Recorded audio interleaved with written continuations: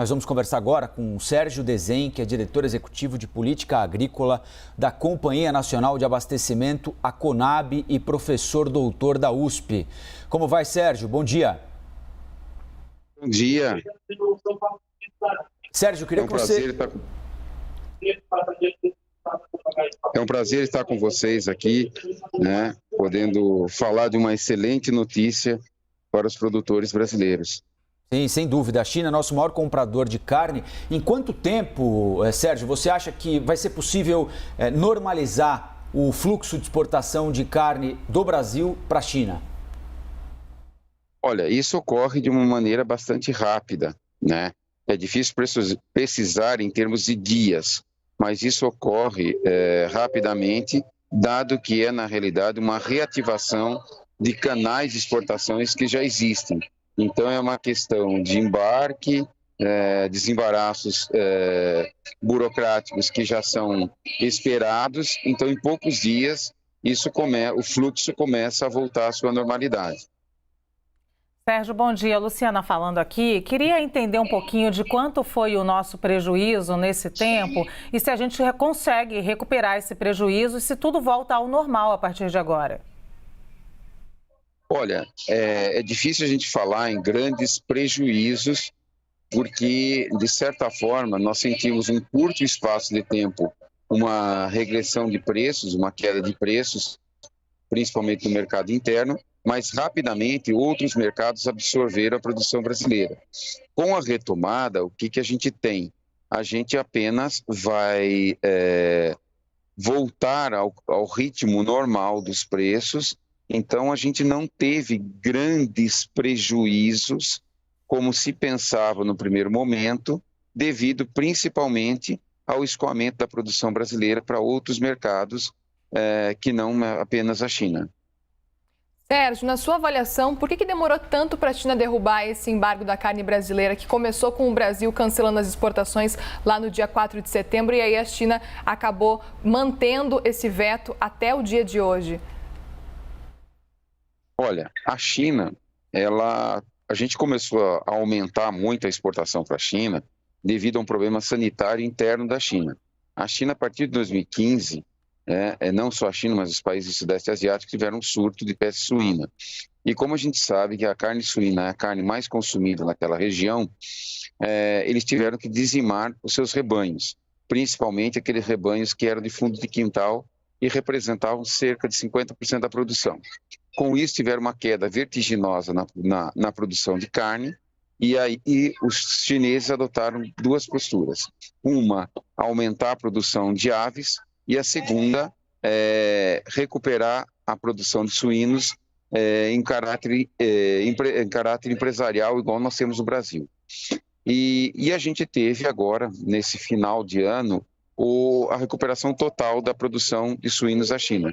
Com isso, inundou o mercado de carne, e aí veio a questão dessa, vamos dizer, essa vaca louca atípica, que não deveria causar grandes impactos, mas como a gente sabe, os caráteres comerciais imperam, eles reduziram drasticamente a importação de carne bovina, bloquearam a carne bovina, com isso enxugaram o mercado de carne suína, e aí, com isso, mantiveram até que o mercado ficasse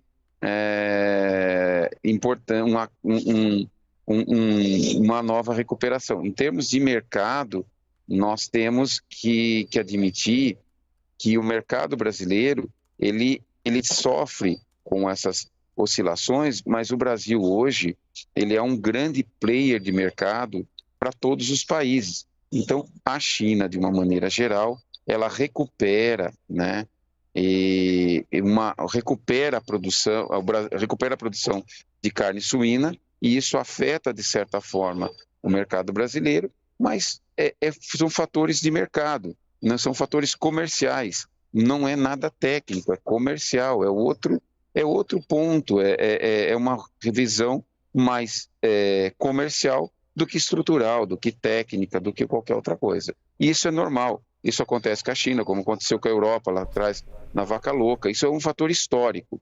Não é um momento, não é a China, não é o Brasil. Isso acontece no mercado geral de forma ampla e restrita. Se a gente olhar o que aconteceu com a China agora com relação ao Brasil, há 20 anos atrás aconteceu com a Europa em relação ao Oriente Médio. São histórias que se repetem na comercialização internacional de carne. Agora, Sérgio, a extensão desse prazo de embargo serviu também para renegociação de contratos, ou seja, os compradores chineses exigiram condições melhores para a retomada dos contratos que existiam até o embargo. Isso aconteceu, não sei se de maneira generalizada, pontual?